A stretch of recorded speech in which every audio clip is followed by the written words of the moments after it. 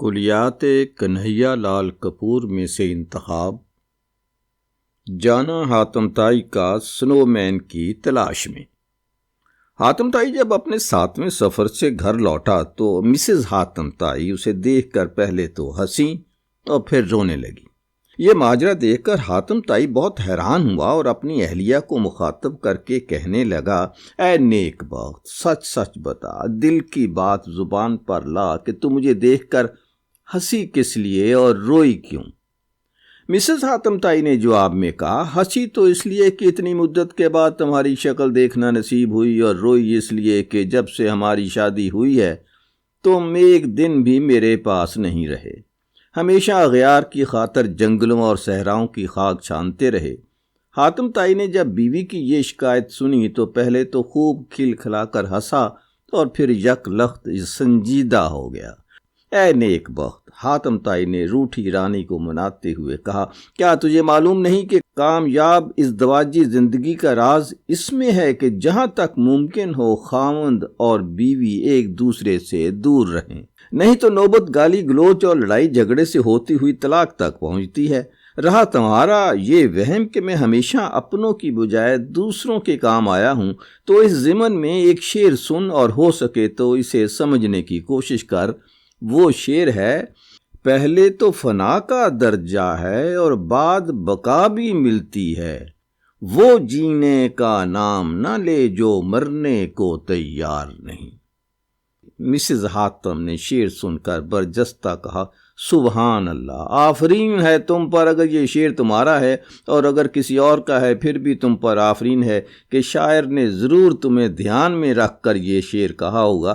لیکن سوال یہ ہے کہ تم کب تک دوسروں کی خاطر یوں ہی فنا ہوتے رہو گے؟ میرا تو خیال ہے کہ عمر عزیز کا کافی حصہ برباد کر چکے ہو، عاقبت کا خیال چھوڑو اور دنیا کی فکر کرو۔ حاتم طائی نے مسکرا کر کہا، یہ ناممکن ہے، میرے پاؤں میں ازل سے چکر ہے اور ابد تک رہے گا۔ میں اب اپنی زندگی کی سب سے کڑی مہم پر روانہ ہونے والا ہوں۔ یہ 8واں سفر کس سلسلے میں ہے؟ سنو مین کی تلاش میں۔ سنو مین؟ وہ کیا بلا ہے؟ اے نیک بخت، سنو مین بلا نہیں، ہماری تمہاری طرح گوشت پوست کا انسان ہے۔ فرق اس میں اور ہم سب میں صرف اتنا ہے کہ وہ اینٹ اور سیمنٹ کے مکانوں کی بجائے ہمالیہ کی برف سے ڈھکی ہوئی چوٹیوں پر قیام کرتا ہے۔ تم اس کی تلاش میں کس لیے جانا چاہتی ہو؟ یہ ایک سب ایڈیٹر کی ملازمت کا سوال ہے۔ اس کے باس نے اسے اخبار کے سال نامے میں ایک مضمون سنو مین پر لکھنے کے لیے کہا ہے۔ اگر اس نے یہ مضمون نہ لکھا تو اسے ملازمت سے برطرف کر دیا جائے گا۔ اس بد نصیب کی ایک بیوی اور 7 بچے ہیں۔ اگر اسے جواب مل گیا تو یقیناً وہ سب فاقوں سے مریں گے۔ اچھا، اب خدا حافظ کہ وقت قلیل اور راستہ طویل ہے۔ اتنا کہنے کے بعد حاتم طائی اللہ کا نام لے کر سنو مین کی تلاش میں روانہ ہو گیا۔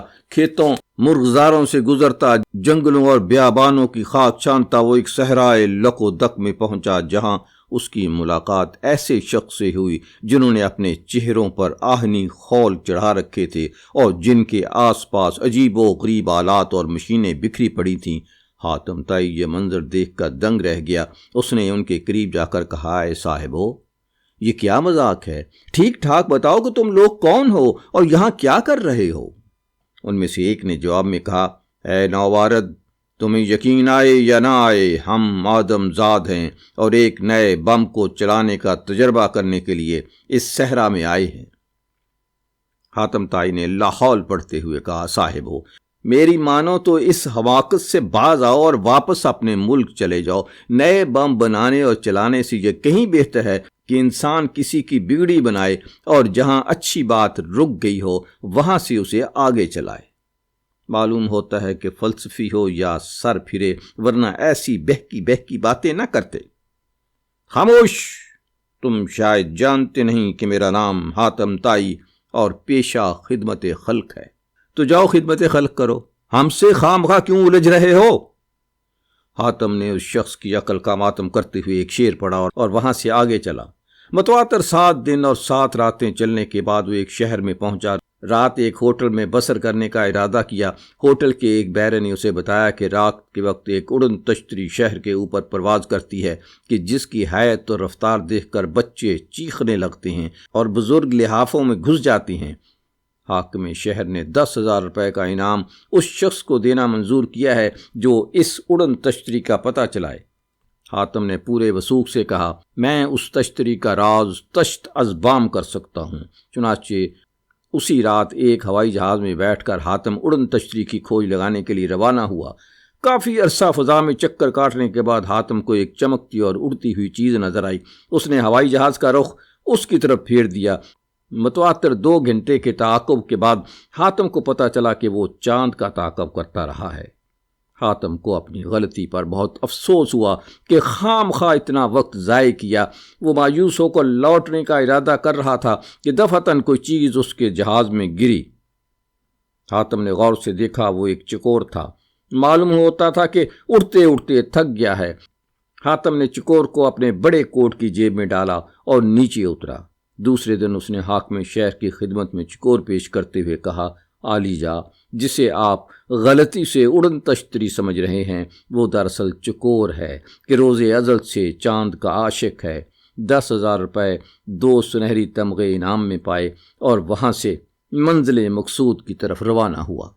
چلتے چلتے حاتم کو ہمالیہ کی ترائی میں پہنچا۔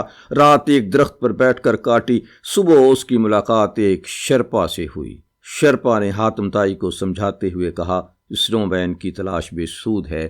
اس کا مقام ہمالیہ کی ان چوٹیوں پر ہے جہاں انسان کی رسائی ناممکن ہے۔ تم اس جستجو سے باز آؤ اور واپس گھر چلے جاؤ۔ لیکن شرپا بہادر، یہ ایک سب ایڈیٹر کی ملازمت کا سوال ہے۔ اگر اس نے سنو مین پر مضمون نہ لکھا تو کچھ بھی ہو، سنو مین کا سراغ لگانا ناممکن ہے۔ حاتم تائی نے آؤ دیکھا نہ تاؤ جھٹ شرپا بہادر کو 10,000 روپے کی تھیلی پیش کر دی۔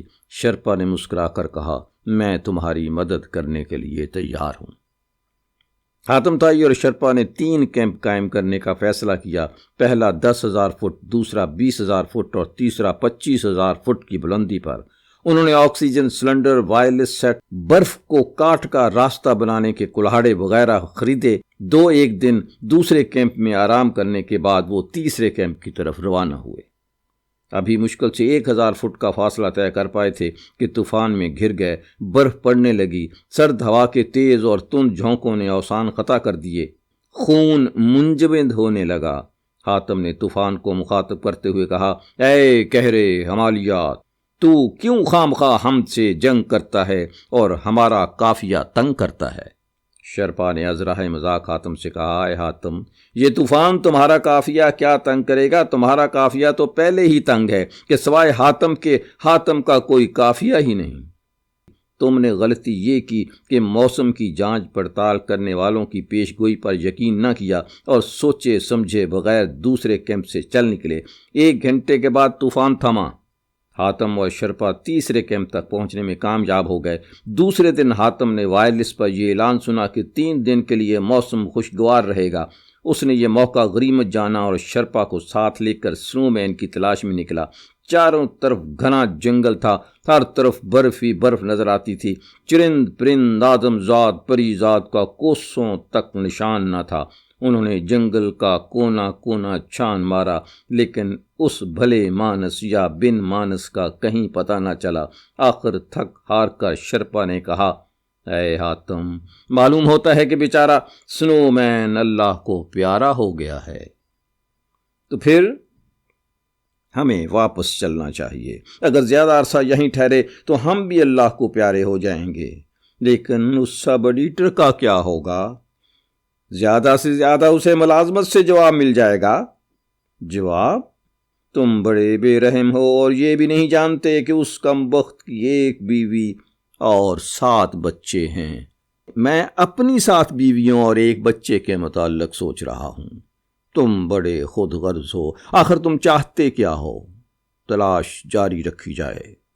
دوسرے دن حاتم اور شرپا نے برف پر کسی عجیب و غریب جانور کے پنجوں کے نشانات دیکھے۔ حاتم خوشی سے چلا کر کہا، مل گیا مل گیا۔ شرپا نے پوچھا، کیا؟ حاتم نے کہا، سنو مین کا سراغ۔ دونوں ان نشانات کے پیچھے پیچھے چلتے ہوئے غار کے قریب پہنچے۔ حاتم نے غار کے سامنے کھڑے ہو کر کہا، اے عجیب و غریب مخلوق، اپنے مسکن سے باہر نکل کر دکھا کہ تجھے کون ملنے آیا ہے۔ خدا کے لیے اب زیادہ انتظار مت دکھا اور جلدی سے غار سے باہر آ۔ غار میں سے کوئی جواب نہ آیا۔ حاتم نے ایک بڑا سا پتھر لے کر غار کی طرف پھینکا۔ ایک خوفناک قسم کا جانور جو ریچھ اور گینڈے کا مرکب معلوم ہوتا تھا غراتا ہوا باہر نکلا اور حاتم و شرپا کا تعاقب کرنے لگا۔ دونوں سر پر پاؤں رکھ کر بھاگے اور کیمپ میں جا کر دم لیا۔ تیسرے دن ناشتہ کرنے کے بعد حاتم نے آپ دیدہ ہو کر کہا، معلوم ہوتا ہے کہ اس مہم میں ناکامی کا منہ دیکھنا پڑے گا۔ افسوس اس بات کا ہے کہ میری پہلی شکست ہوگی۔ مایوس ہونے کی ضرورت نہیں، مالک کارساز ہے، کوئی صورت نظر نہیں آتی۔ ایک تدبیر میری سمجھ میں آئی ہے، کہو۔ میری رائے میں شراب انسان کی، چاہے وہ سنو مین ہی کیوں نہ ہو، پہلی اور آخری کمزوری ہے۔ اگر ہم جگہ جگہ شراب کی بوتلیں رکھ دیں تو کام بن سکتا ہے۔ تجویز تو خاصی معقول ہے۔ اس دوپہر کو حاتم اور شرپا نے جنگل میں مختلف جگہوں پر شراب کی بوتلیں رکھ دیں۔ شام کے وقت جب وہ چہل قدمی کرنے کو نکلے تو انہوں نے دور سے دیکھا ایک لنگور نما انسان بوتل کو منہ سے لگا کر حلق میں شراب انڈیل رہا ہے۔ حاتم کی خوشی کی انتہا نہ رہی۔ وہ اور شرپا بھاگم بھاگ اس شخص کے پاس گئے، لیکن اس سے پہلے کہ وہ اسے مخاطب ہوتے اس نے بڑے اتفاق سے کہا، ہیلو حاتم تائی، تم یہاں کیسے؟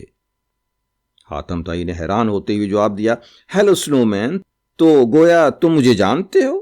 اس شخص نے کہا لگا کر کہا، نہ صرف یہ بلکہ تم بھی مجھے اچھی طرح جانتے ہو۔ میں ایس ایچ سبرامنیم ہوں، اخبار اسٹارک ٹائمز کا سب ایڈیٹر۔ لیکن یہ حلیہ تم نے کیا بنا رکھا ہے؟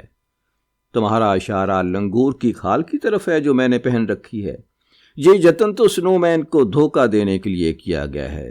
سنو مین انسان سے بدکتا ہے، اس لیے میں لنگور کی کھال پہن کر اس کی تلاش میں نکلا ہوں کہ کہتے ہیں کند ہم جنس باہم جنس پرواز۔ اچھا، تو تم بھی سنو مین کی تلاش میں ہو؟